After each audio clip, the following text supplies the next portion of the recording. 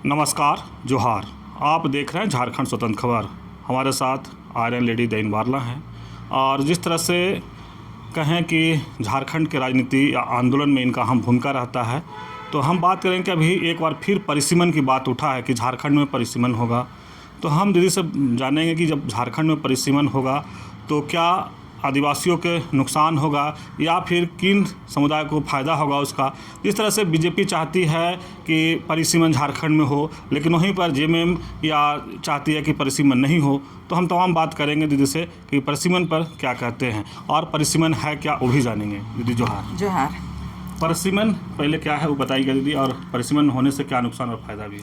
एक तो परिसीमन मतलब पूरे देश में ही जब सरकार चाहती है उसको माने विस्तार करने का, विधानसभा है या तो लोकसभा है, उसको वर्तमान परिस्थिति में वर्तमान जनसंख्या के आधार पर वो जब सीटों को बढ़ाना चाहती है, सीटों को घटाना चाहती है, उसी को परिसीमन बोलते हैं।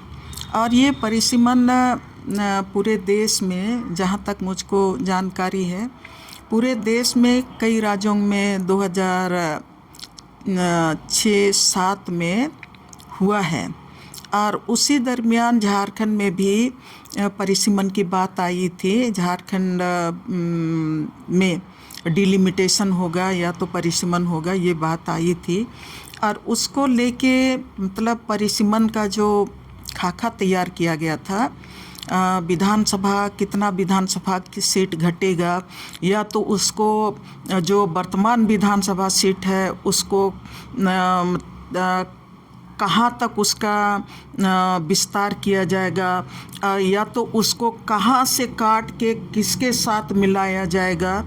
ये तमाम चीज़ें 2006 में ही मुझको याद है ये एक खाका तैयार किया गया था।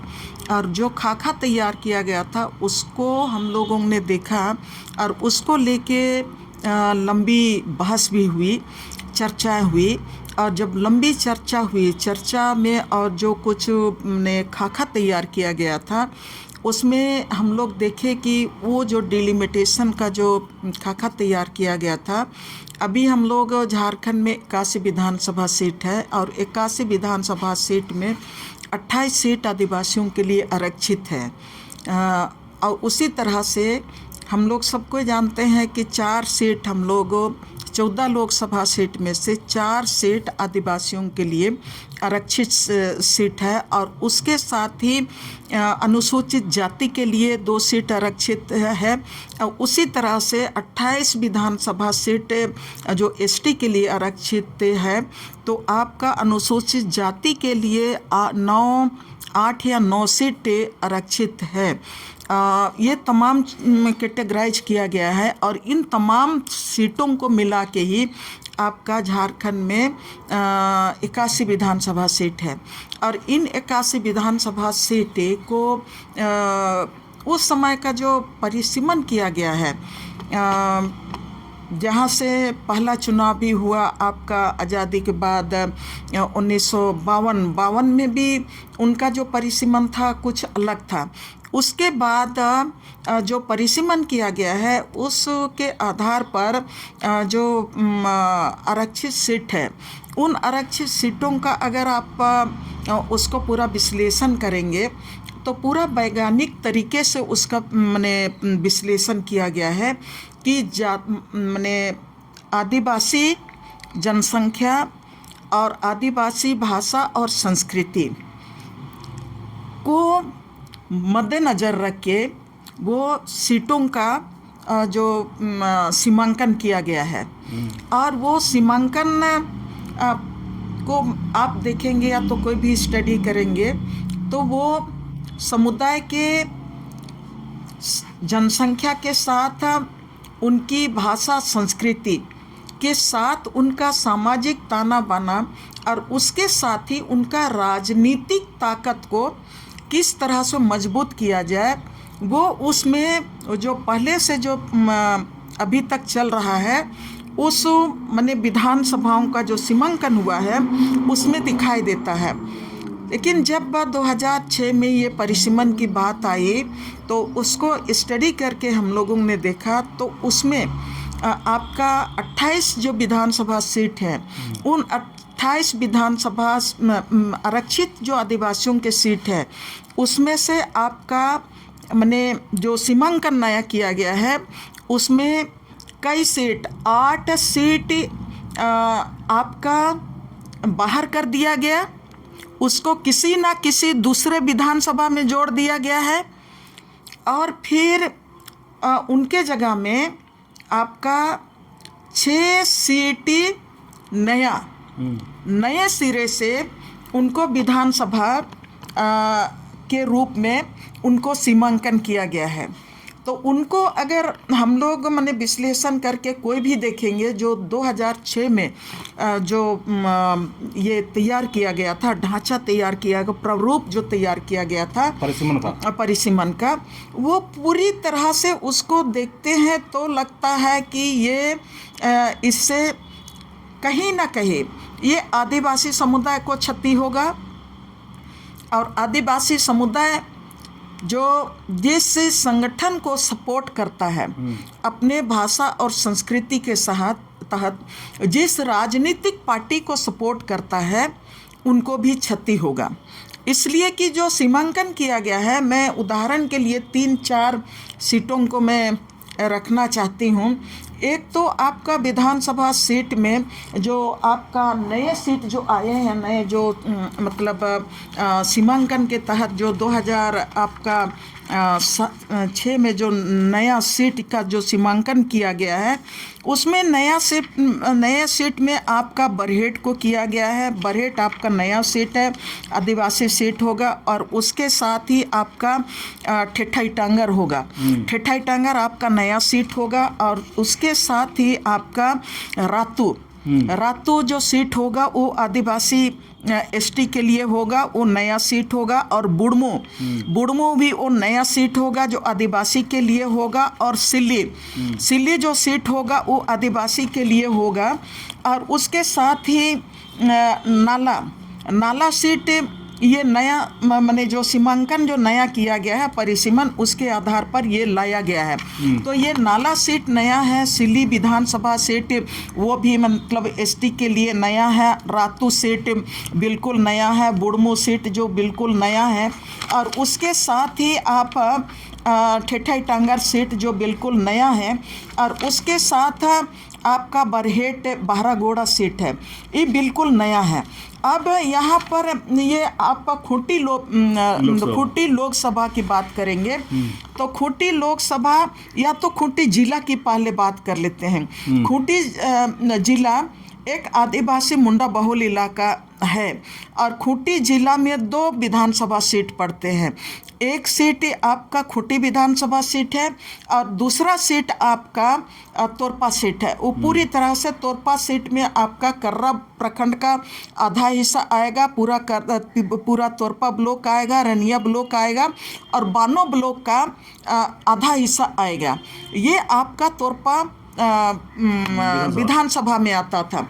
अब ये जो नया जो सीमांकन किया गया है, पिछला जो खाका तैयार किया गया है उसमें ये खूंटी जिला में अब एक ही विधानसभा सीट होगा और वो खूंटी विधानसभा सीट होगा और खूंटी विधानसभा सीट होगा और ये खूंटी विधानसभा सीट होगा और ये तोरपा है उसको ख़त्म कर दिया गया है। नया ये में आपका जो नया परिसीमन होता है तो और उसी तरह से आपका जो सिमडेगा में आपका कुलेबिरा विधानसभा आता था, सिमडेगा विधानसभा आता था और हाँ 2 विधानसभा आते थे।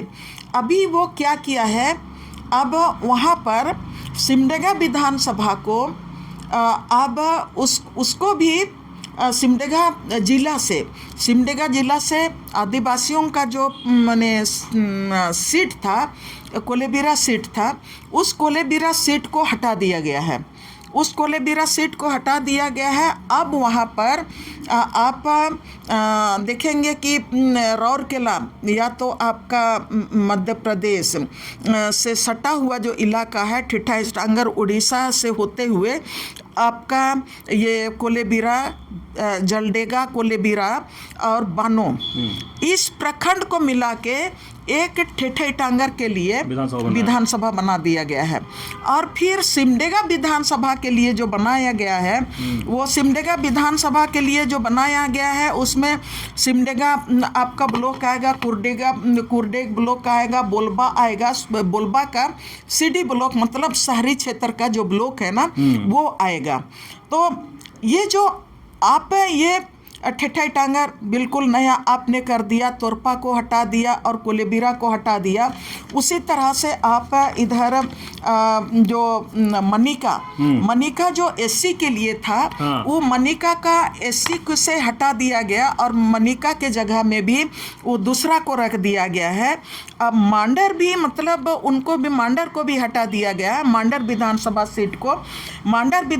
सीट को अब ये जो रातों विधानसभा सीट पड़ेगा, उस रातों विधानसभा सीट में उसको मांडर को जोड़ दिया गया है, मांडर को उसमें जोड़ दिया गया है। बरहेट को आपका बरहेट अलग कर दिया है, लिट्टीपड़ा को भी मतलब अलग कर दिया है। खरसवां विधानसभा सीट जहां से आपका जेएमएम का आपका ये क्या नाम है वर्तमान विधायक, क्या नाम है, नाम भूल रही हूँ। अच्छा ठीक है। खरसवां विधानसभा उसको भी मैंने हटा दिया गया है। अब वहाँ खरसवां और सरायकेला दशरथ गगराई जहाँ से दशरथ गगराई जीतते आ रहे हैं, उसको भी नया सीमांकन जो पहले तैयार किया गया है उसके आधार पर उसको भी हटा दिया गया है और उनको खरसवां को सरायकेला में जोड़ दिया गया है। उसी तरह से मझगांव से हमेशा जेएमएम जीत के आता था, मझगांव को भी हटा दिया गया है। बिशुनपुर से लगातार जो चमरा लिंडा जीत के आते थे जेएमएम से, वो बिशुनपुर सीट को भी हटा दिया गया है। और उसके साथ ही तोरपा से जहां पर मतलब वहां से जो एनी होरो का गढ़ कभी कहलाता था, एनी होरो वहां से जीत के आते थे। एनी होरो के बाद कोचे मुंडा आते थे और उसके बाद पौलो सुरेन दुदू टर्न जेएमएम से आया। उसके बाद फिर आपका ये बीजेपी का आया कोचे मुंडा। उसके बाद अभी फिर जेएमएम से सुदीप गुड़िया आया है, वो सीट भी अब मने अंधकार में उस परिसीमन के आधार पर दिखाई दे रहा है। अब खूंटी सीट में ये जो जोड़ रहा है वो खूंटी सीट में, उसमें आपका जो जोड़ेगा खूंटी सीट में वो भी बड़ा, इसमें कर्रा रहेगा। खूंटी विधानसभा में कर्रा का जो आधा शायद था उसको उसी में रखेगा। उसके बाद मुरहू तो है ही, खूंटी का सीडी ब्लॉक रहेगा, मुरहू का सीडी ब्लॉक रहेगा। अब ये सवाल है, अब अगर हम लोग लोकसभा सीट को हम लोग देखेंगे तो लोकसभा सीट को आप देखेंगे तो चौंकाने वाला जो ये है, तब लगता है कि अब यहाँ से कौन कौन लोकसभा सीट, जैसे कि लोकसभा सीट हमेशा राजमहल सीट विजय हांसदा जीतते आ रहे हैं जेएमएम से, जो आदिवासियों के लिए आरक्षित था। उसके बाद अभी आप देखेंगे तो दुमका सीट 2024 के अगर हम देखेंगे लोकसभा सीट में जो इंडिया गठबंधन जीता है, तो उसमें से आपका दुमका सीट जीता है, राजमहल सीट जीता है, लोहरदगा और कोटी सीट जीता है इंडिया गठबंधन। अब इसमें से अब विजय हांसदा जहाँ से वो लड़ते थे, वो आरक्षित सीट जो घटाने की बात दिखाई दे रही है, वो आपका विजय हांसदा जहाँ से चुनाव लड़ते आ रहे हैं वो सीट गैप दिखाई दे रहा है, जो नया परिसीमन के आधार पर। अगर नया परिसीमन होता था जेएमएम का मैंने गढ़ कहीं ना कहीं कमजोर होगा, वो कमजोर होगा। और टोटल अगर विश्लेषण करेंगे आप इसी को, लोकसभा को ही अगर आप विश्लेषण करेंगे तो आप मैं लोहरदगा को और ये खूंटी को बहुत माने खूंटी से बिल्कुल आदमी का दिमाग क्लियर हो जाएगा। हाँ। बाकी सीटों को आप विश्लेषण कीजिए, संसदीय सीटों को नहीं भी कीजिएगा तो चलेगा, लेकिन खूंटी सीट को, संसदीय सीट को आप विश्लेषण करेंगे और आपका दिमाग में ये जाना चाहिए कि वो विधानसभा किनके हाथ में, वहाँ कौन समुदाय का बहुलता है, किनका जनसंख्या ज़्यादा है, वो आप खूंटी को एसटी मतलब आरक्षित लोकसभा सीट में तो रखे हैं, लेकिन अगर उसके आधार पर जो 2006 में जो खाका तैयार किया गया है उसके आधार पर परिसीमन होता है, तो खूंटी में आपका सिल्ली विधानसभा सीट जो नया जो परिसीमन हो रहा है उसमें सिल्ली को माने अनुसूचित जनजाति के लिए कर दिया विधानसभा, ठीक है, और इसको खूंटी विधानसभा में जोड़ दिया गया है। और तमाड़ विधानसभा तो था पहले, खूंटी विधानसभा पहले से था। अब रातो विधानसभा जो नया जो लेके आया है, परिसीमन में नया विधानसभा लेके आया है। अब रातो क्षेत्र में कौन कौन जो समुदाय है उसको समझने की जरूरत है, और कौन में किनकी बहुलता है, किनका जनसंख्या ज़्यादा है, तो आप इसको जोड़ना पड़ेगा। तब ऐसे में आपको विश्लेषण करके निकालना पड़ेगा कि खूंटी लोकसभा सीट का क्या हासिल होगा। तब आप देखेंगे बुढ़मू नया सीट है, नया सीट वो परिसीमन में जो नया लेके आया है, बुढ़मू को भी नया विधानसभा, और इसको खूंटी लोकसभा में जोड़ दिया है। अब बताइए सिल्ली यहाँ है, वही हम भी बोलने जा रहे थे, सिल्ली इधर है, बुढ़मू उधर है, भाषा शायद आप लिखे हैं, आप इधर आएगा चक्कलधरपुर, चक्कलधरपुर आपका बुढ़मू है, चक्कलधरपुर उधर है। आप बोलिए कि ये बुढ़मू में किनकी बहुलता है? ये तो शहर से माने सटा हुआ इलाका है। रातू और बुढ़मू, हाँ वो एक ही है, ये दोनों है। वो दोनों आप इधर तो रियल एस्टेट केवल है, रियल एस्टेट केवल है, वो ग्रेटर रांची का एक पार्ट है। तो जब ग्रेटर रांची का एक पार्ट है तो उसको आप माने आदिवासी के लिए आरक्षित सीट के रूप में रख रहे हैं। इसका माने जोड़ क्या था और इसको आप किस तरह से वहाँ पर ये उम्मीद करते हैं कि स्वच्छ आपका, जिसको आपका महाराष्ट्र में जो बोल रहा है ना, स्वच्छ मतलब डिलिमिटेशन और स्वच्छ चुनाव की बात कर रहा है। तो आप यहाँ से आदिवासी कैसे स्वच्छ, जो मतलब झारखंड के लिए जो उन्होंने संघर्ष किया, वो आदिवासी वहाँ से कैसे प्रतिनिधित्व कर सकता है? इसलिए कि रांची का ये एक हिस्सा माना जाता है। और आप देखिए ये चक्कलधरपुर आपका, यहाँ तो चक्कलधरपुर में आप देख रहे हैं वो तो आदिवासी इलाका ही है, हम मानते हैं, लेकिन आप वैज्ञानिक रूप से भी, भौगोलिक दृष्टिकोण से भी ये अवैज्ञानिक है। और उसके साथ आप जो जनसंख्या के हिसाब से भी आप देखेंगे तो एसटी सीट आप रखे हैं, ये अवैज्ञानिक है। इसलिए कि ये जो नया आप परिसीमन कर रहे हैं, इससे आदिवासी हित नहीं सधेगा। ये आदिवासी के लिए आप आरक्षित रख रहे हैं, लेकिन आदिवासी हित नहीं होगा। और यहाँ इन लोकसभा सीटों में जैसे खूंटी में क्या पता कौन आएगा, सिल्ली में किनकी बहुलता है, रातू में किनकी बहुलता है, बुढ़मू क्षेत्र में किनकी बहुलता है, वो तो मैं पहले ही बोल चुकी कि रांची का एक हिस्सा है।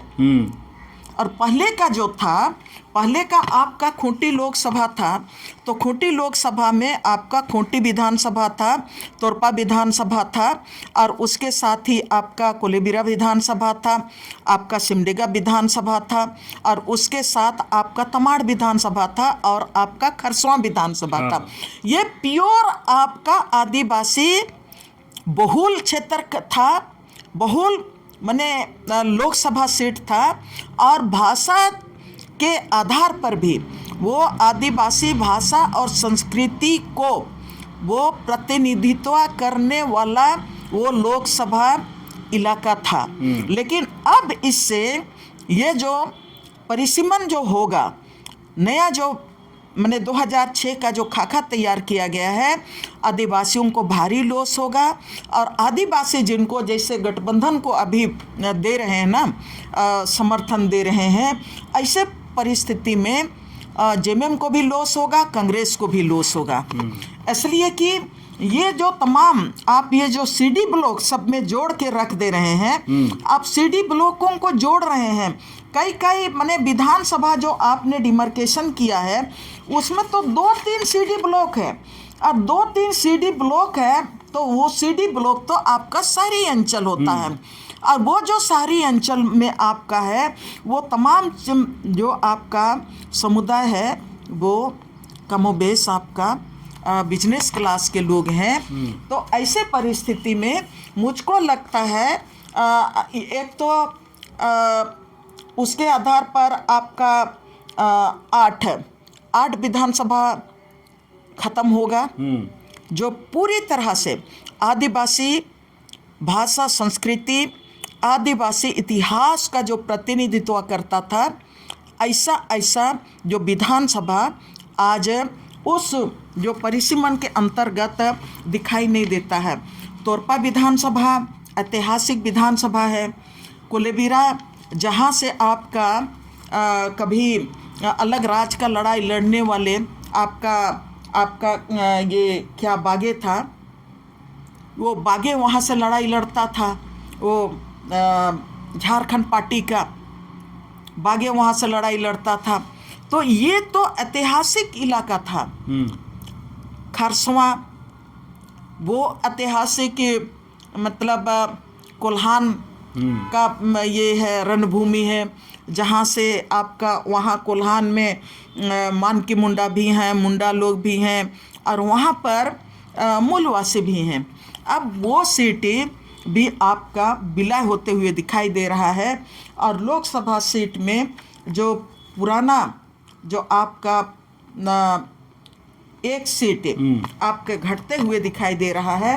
तो ये जो नया जो परिसीमन होने वाला है उसमें मेरा आग्रह है सरकार को, राज्य सरकार को मैं धन्यवाद देना चाहती हूँ, हेमंत सरकार को, कि और कर्नाटक के जो माने लोग विरोध कर रहे हैं फेयर माने डिलिमिटेशन और फेयर इलेक्शन की जो बात कर रहे हैं, फेयर डिलिमिटेशन और फेयर इलेक्शन की बात कर रहे हैं, और उसको लेके जो डिलिमिटेशन के लिए जो खाका तैयार किया गया है, निश्चित रूप से महाराष्ट्र के लोगों ने उसको स्टडी किया और इसीलिए अभी उसका लोग विरोध कर रहे हैं।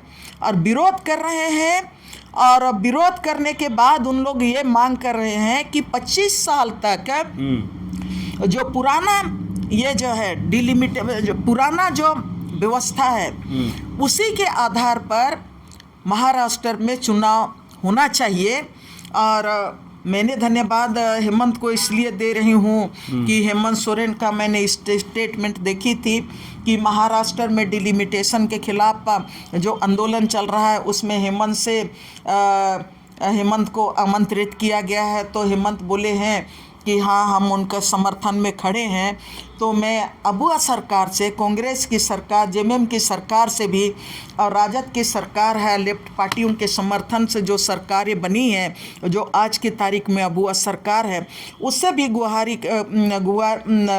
गुजारिश करेंगे, ये विनम्र गुजारिश होगा कि डिलिमिटेशन को, एक तो मुझको अच्छी तरह याद है अभी जो सरकार में है वो भी और जो सरकार से बाहर है, 2006 में जब डिलिमिटेशन की बात हुई थी उसमें सारे लोग जिस तरह से बता रहे थे, एक सज्जन कांग्रेस में जो बालमुचु जी जो बता रहे थे कि किस तरह से उस समय भी कांग्रेस ने समर्थन किया था, मैंने विरोध किया था डिलिमिटेशन का।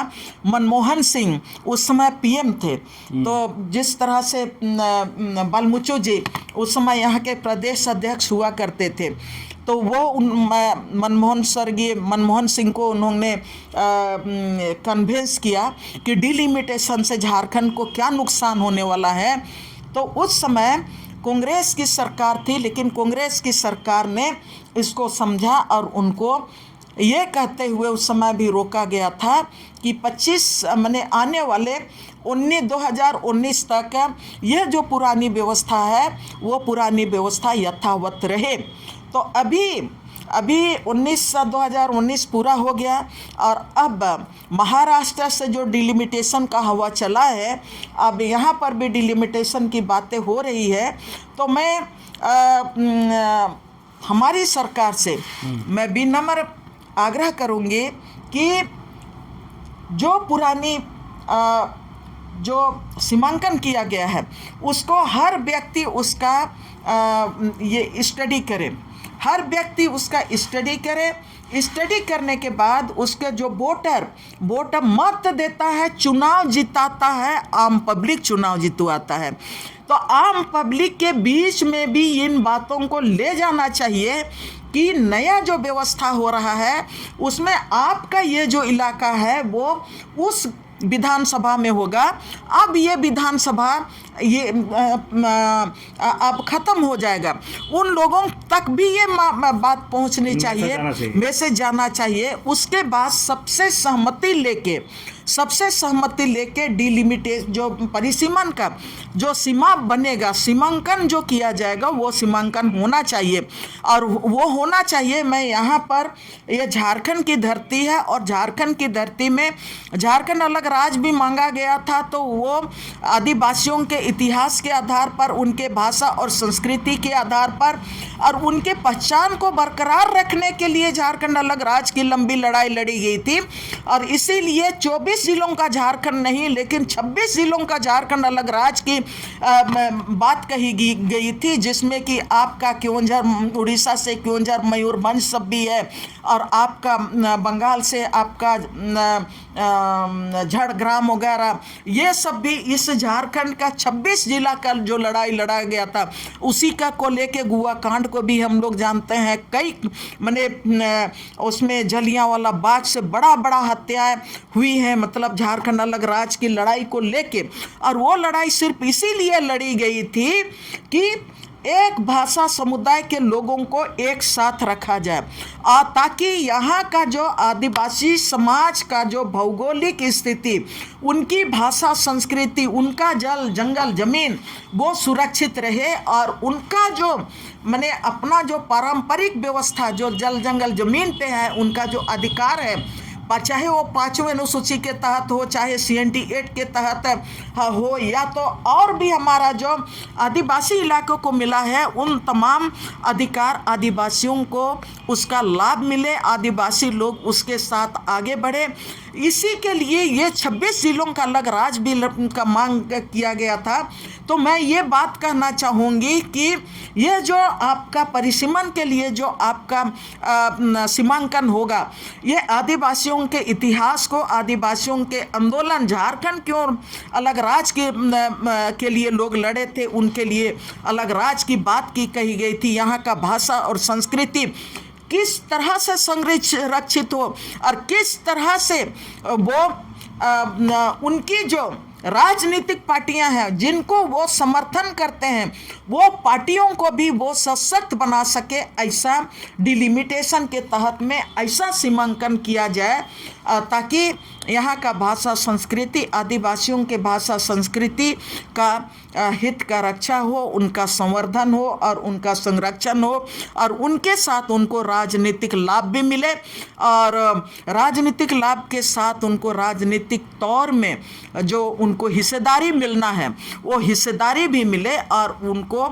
ये इलाका जिस तरह से जयपाल सिंह को जानते हैं, जिस तरह से बिरसा मुंडा को जानते हैं, तो ये इलाका राजनीतिक रूप में भी अपना पहचान कायम रखे। ये मैं यहाँ की सरकार से गुजारिश करती हूँ।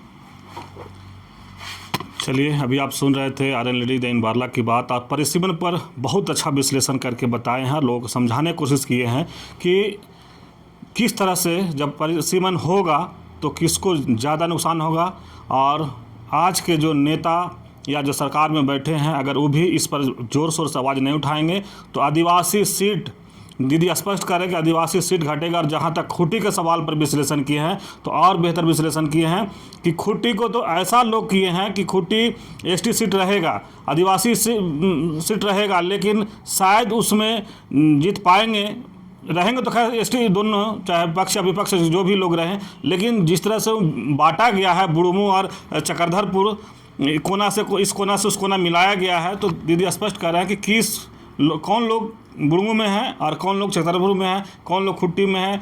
तो ये सब चीज़ पूरा विश्लेषण जिस तरह से करके लोगों को बताने की कोशिश कर रहे हैं, तो अब लग रहा है कि अगर परिसीमन होता है तो कहीं ना कहीं आदिवासियों का जो सीट है 28 उसी में नुकसान होना है। जहाँ एसटी सीट लगातार ही कह रहे हैं कि एसटी सीट का नुकसान झेलना पड़ेगा, तो इसीलिए बीजेपी के जो लोग हैं परिसीमन कराना चाहते हैं कि परिसीमन के खाका जिस वो पहले तैयार कर चुके हैं, जिस तरह से दीदी उनके खाका को समझ चुके हैं कि परिसीमन क्यों कराना चाहते हैं, इसीलिए लगातार ये आवाज़ भी उठा रहे हैं, लोगों को समझाने की कोशिश कर रहे हैं।